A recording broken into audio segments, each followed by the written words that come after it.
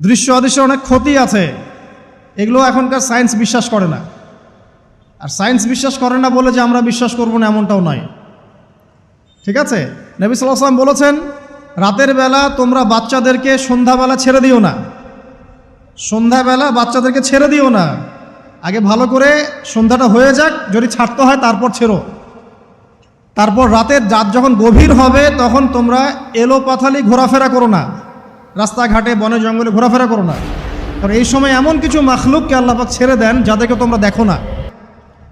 এখন বিজ্ঞান যেটা প্রমাণ করতে পারে নাই, এটা কি বিজ্ঞানের ব্যর্থতা না ইসলামের ব্যর্থতা? যদি বৈজ্ঞানিকভাবে আপনি প্রমাণ করতে না পারেন তাহলে সেটার কোনো অস্তিত্ব নাই।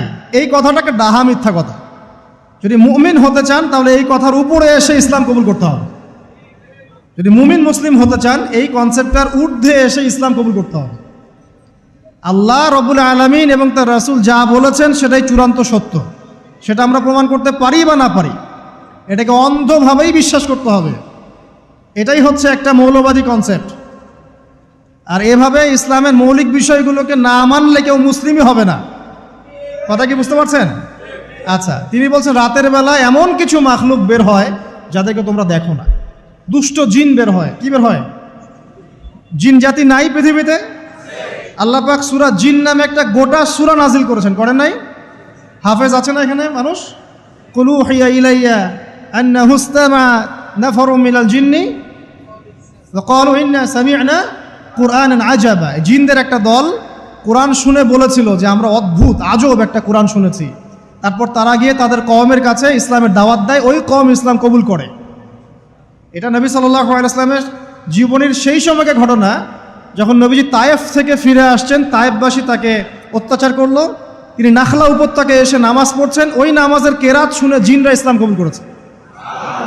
তো সূরা জিনে আল্লাহ পাক এই কথা নাজিল করেছেন। তো আল্লাহ পাক যে বলছেন জিন জাতি আছে, আল্লাহ কি মিথ্যা কথা বলছেন?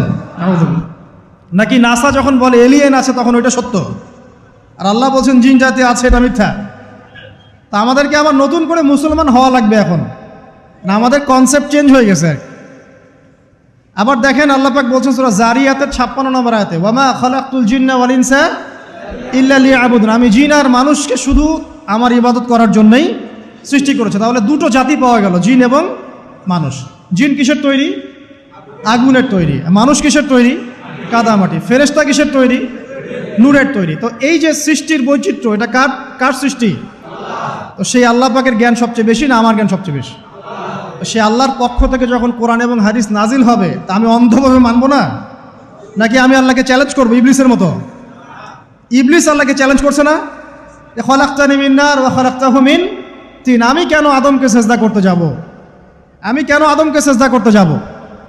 আপনি আদমকে সৃষ্টি করেছেন মাটি দিয়ে, আমাকে সৃষ্টি করেছেন আগুন দিয়ে, তাহলে আমি আদমের চাইতে সুপিরিয়র, আমি আদমের চাইতে সেরা, তা আমি কেন ওকে সেজদা করতে যাব? তো ইবলিস আল্লাহকে চ্যালেঞ্জ করলো না? তো এখন আমরা যারা আল্লাহকে চ্যালেঞ্জ করছি, এখন এই বিশ্বে যারা আল্লাহকে চ্যালেঞ্জ করছে, কোরআনকে চ্যালেঞ্জ করছে, হাদিসকে চ্যালেঞ্জ করছে, এরা কি আল্লাহর অনুগত বান্দা না ইবলিসের এজেন্ট? এরা এই চ্যালেঞ্জিং ফিলোসফিটা পেল কোথা থেকে? ওই ইবলিস থেকে। ইবলিস থেকে এই ফিলোসফি এসেছে। আর ইবলিস তো এখনো মরে যায় নাই, মরে গেছে, বরং সে এখন প্রবীণ বয়স্ক হয়ে গেছে, তার অভিজ্ঞতা এখন অনেক বেশি। তার অভিজ্ঞতা কি বেশি? দেখবেন ইবলিস সবার আগে আদম সন্তানের গা থেকে কাপড় খুলে ফেলেছিল, জানেন? আপনাকে দেখাচ্ছি, সূরা আরাফ পড়েন। সূরা আরাফের মধ্যে আল্লাহ পাক বলছেন, ইয়া বানি আদম, হে আদম সন্তান, লা ইয়াফতিনান্নাকুমুশ শাইতান, হে আদমের সন্তানরা তোমরা শুনে রাখো, শয়তান ইবলিস যেন তোমাদেরকে ফিতনায় ফেলতে না পারে। কে বলছেন? আল্লাহ। কিরকম ফিতনা? ইয়ানজিউ আনহুমা লিবাসাহুমা, যে ইবলিস তোমাদের বাবা মায়ের গা থেকে কাপড় খুলে ফেলেছিল। ইয়া বানি আদম লা ইয়াফতিনান্নাকুমুশ শাইতান কামা আখরাজা আবাওয়াইকুম মিনাল জান্নাহ ইয়ানজিউ আনহুমা লিবাসাহুমা। আল্লাহ পাক বলছেন, হে আদমের সন্তানরা তোমরা সতর্ক থেকো, ইবলিস যেন তোমাদেরকে ফিতনায় ফেলতে না পারে, যেমন করে সে তোমাদের বাবা এবং মাকে জান্নাত থেকে বের করে দিয়েছিল এবং তাদের গায়ের কাপড় খুলে ফেলেছে। কখন কাপড় খুলে গেছে জানেন? যখন ওই যে গাছের কাছে তারা চলে গেলেন, ওই যে এই গাছের কাছে যেও না, ওয়ালা তাকরাবা হাদিহি শাজারা, তোমরা এই গাছের কাছে যেও না।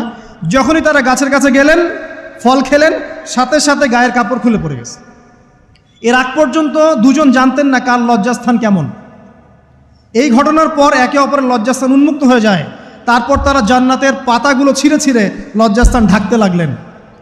তাহলে ইবলিস আমাদের পিতামাতাকে প্রতারিত করে ধোকায় ফেলে গা থেকে কাপড় খুলে ফেলেছে না? কথা কি বুঝতে পারছেন? এটাই আল্লাহ পাক বলছেন, তোমাদের কাপড় যেন তারা খুলতে না পারে, তোমাদেরকে যেন হে আদম সন্তান ইবলিস ফিতনায় ফেলতে না পারে।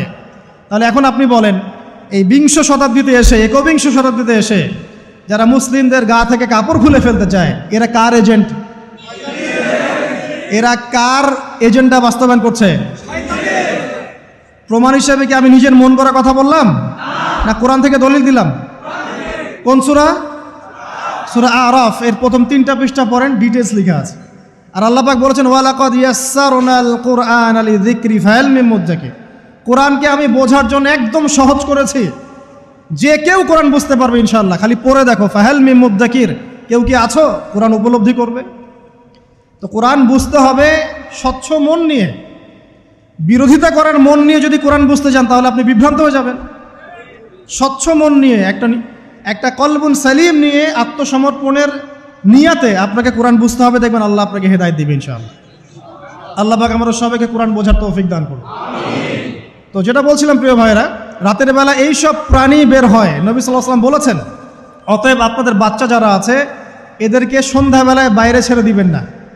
এখন কিন্তু প্রচুর ঘটনা ঘটছে, প্রচুর জিনঘটিত ঘটনা ঘটছে, রুকিয়া করাতে হচ্ছে, জাদুটোনা করা হচ্ছে, বানটোনা করা হচ্ছে না? আর অনেক সময় আমরা মনে করি, এখন সায়েন্সের যুগ তো, মানুষ মনে করে এগুলোর কোনো ভিত্তি নাই মনে হয়। কোরআন বলছে জাদু সত্য। কে বলছে? কোরআন বলছে জাদু সত্য। কোন সূরা? সূরা বাকারা আয়াত নাম্বার 101। সূরা বাকারা আয়াত নাম্বার 101, 102 পড়ে দেখেন। ওয়াত্তাবাউ মা তাতলু শায়াতিন আলা মুলকি সুলাইমান, এই আয়াতটা পড়েন, বিশাল একটা আয়াত আছে। ওয়ামা কাফারা সুলাইমান ওয়ালাকিন্না শায়াতিন কাফারু ইউআল্লিমুনা আন-নাস আস-সিহর। এই সিহর দিয়ে কি হতো? মা ইউফাররিকুনা বিহি বাইনাল মারই ওয়া যাওজি। সুলাইমান আলাইহিস সালামের সময় এই জাদুবিদ্যার প্রচলন ছড়িয়ে পড়ে। এই জাদু মানুষ শিখে কি করছিল? নারী পুরুষের মাঝখানে, স্বামী স্ত্রীর মাঝখানে বিভেদ সৃষ্টি করছিল। এখন দেখেন না, পরিবারের স্বামী স্ত্রীর বন্ধন ভেঙে যায় না? খুব ভালো সম্পর্ক, হঠাৎ করে সম্পর্ক খারাপ, কেউ কাউকে দেখতে পারে না, এমন হচ্ছে না? এই জাদুবিদ্যা সত্য।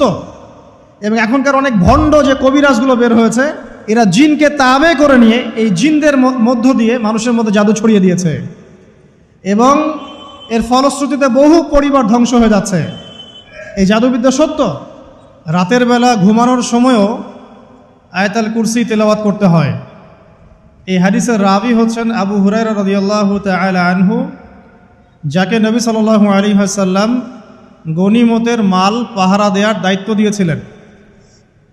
তো প্রথম রাতে আবু হুরায়রা রাদিয়াল্লাহু আনহু লক্ষ্য করলেন যে মাল চুরি করার জন্য একজন এসেছে।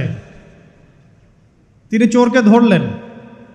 চোর খুব অনুনয় বিনয় করল যে আমার অবস্থা খুব খারাপ, খুব দরিদ্র, আমাকে ছেড়ে দাও।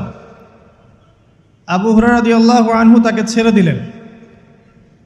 পরের রাতে সেই চোর আরও একবার আসলো, তিনি আবার তাকে ধরলেন, আবারও ছেড়ে দিলেন। তৃতীয় রাতে তিনি তাকে ধরলেন এবং বললেন, এবার তোমাকে আমি ছাড়ব না।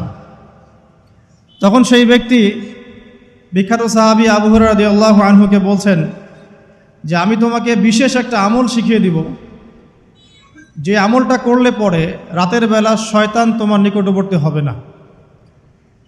তো আবু হুরায়রা রাদিয়াল্লাহু আনহু বলছেন, কি সেই আমল?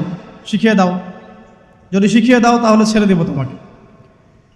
তখন সেই ব্যক্তি বলছে যে রাতের বেলা কেউ যদি আয়াতুল কুরসি তেলাওয়াত করে ঘুমানোর সময়, সেই ব্যক্তির ধার কাছেও শয়তান আসবে না ইনশাআল্লাহ, এবং আল্লাহ পাকের পক্ষ থেকে একজন ফেরেশতা তাকে পাহারা দিবে ইনশাআল্লাহ। তো রাসূলুল্লাহ সাল্লাল্লাহু আলাইহি ওয়াসাল্লাম পরের দিন ফজরের নামাজে আবু হুরায়রা রাদিয়াল্লাহু আনহুকে দেখে মুচকি মুচকি হাসছেন যে তোমার রাতের সাথীর কি খবর? কারণ ওহীর মাধ্যমে নবী সাল্লাল্লাহু আলাইহি ওয়াসাল্লাম আগেই জেনেছেন কি হয়েছে গত রাতে। এটাই আল্লাহ পাকের ওয়াহি, যেটা কোনো বিজ্ঞান যুক্তি দর্শনের ব্যাখ্যায় আসবে না। আসবে না। তো আবু হুরায়রা রাদিয়াল্লাহু আনহু বলছেন যে আমি তো ইয়া রাসূলুল্লাহ তাকে ছেড়ে দিয়েছিলাম, পরে আবার এসেছে, আবার ধরেছি, আবার ছেড়ে দিয়েছি, আবার এসেছে, এবার ছাড়বো না পণ করেছিলাম, কিন্তু এবার সে আমাকে একটা আমল শিখিয়ে দিয়েছিল, তো এই আমল শেখানোর বদৌলতে আমি ওকে ছেড়ে দিয়েছি। কি আমল? রাতের বেলা আয়াতুল কুরসি তেলাওয়াত করলে শয়তান নিকটবর্তী হবে না, এবং রাতের বেলা একজন ফেরেশতা আল্লাহর পক্ষ থেকে ওই ব্যক্তিকে পাহারা দিবে ইনশাআল্লাহ। তো রাসূলুল্লাহ সাল্লাল্লাহু আলাইহি ওয়াসাল্লাম বলছেন এই কথা শুনে যে তোমার কাছে এসেছিল সে হচ্ছে ইবলিস, শয়তান। সে যতগুলো কথা বলে তার বেশিরভাগ কথাই সে মিথ্যা বলে, তবে এই কথাটা সে সত্য বলেছে। তার মানে আয়াতুল কুরসির ফজিলত কে জানিয়ে দিল? তাহলে জ্ঞান যদি সত্য হয়, জ্ঞানটা যদি সত্য হয়, মানে আল্লাহ এবং তার রাসূলের দলিল থাকে সেখানে, তো সেই সত্য জ্ঞানটা নেয়ার ব্যাপারে কোনো প্রতিবন্ধকতা থাকবে? থাকবে না। যে কোনো ব্যক্তি এমন কোনো কথা বলুক যেটা কোরআন এবং সুন্নাহর সাথে মিলে গেছে, এই কথা নিতে কি কোনো আপত্তি আছে? নাই। আর যে কোনো ব্যক্তি যত বড় আলেম হোক আর স্কলার হোক আর বুদ্ধিজীবী হোক না কেন, তার কথা যদি কোরআন সুন্নাহর সাথে না মেলে সেই কথা কি আমরা গ্রহণ করব? এই সহজ কথাটা মেনে নিলে কিন্তু মুসলিমদের মাঝে কোনো ইখতিলাফ থাকে না। তারপরেও হয়তো কিছু মতপার্থক্য থাকবে, সেটা ইসলামের সৌন্দর্য, সেটা ইসলামের সৌন্দর্য। যেমন আপনি ফজরের আগে বেতরের নামাজ পড়ছেন, তাহাজ্জুদের নামাজ পড়ে বেতরের নামাজ পড়ছেন, তারপরে 2 রাকাত সুন্নত পড়ছেন, তারপরে ফরজ পড়ছেন, ঠিক আছে? এই আমলটা নবী সাল্লাল্লাহু আলাইহি ওয়াসাল্লাম কর্তৃক স্বীকৃত এবং সুন্নাহ। এখন কেউ যদি ঘুমানোর আগেই বেতের নামাজ পড়ে ফেলে, ঘুমানোর আগেই সে বেতের নামাজ পড়ে ফেলে, শেষ রাত্রে যদি নফল নামাজ পড়ার সুযোগ হয় পড়লো, পরে সুন্নত পড়ে ফজরের 2 রাকাত ফরজ পড়লো, তার আমল কি বাতিল?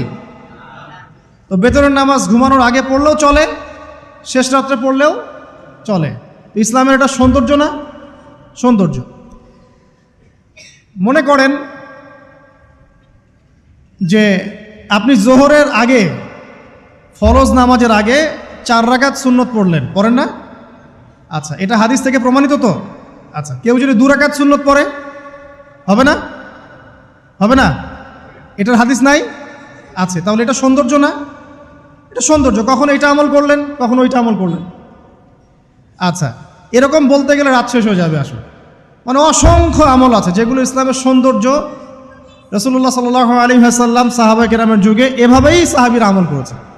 আর এখন কি হয়েছে, আমরা ওই যে হাতির 7 কানার হাতি দেখার গল্প আছে না?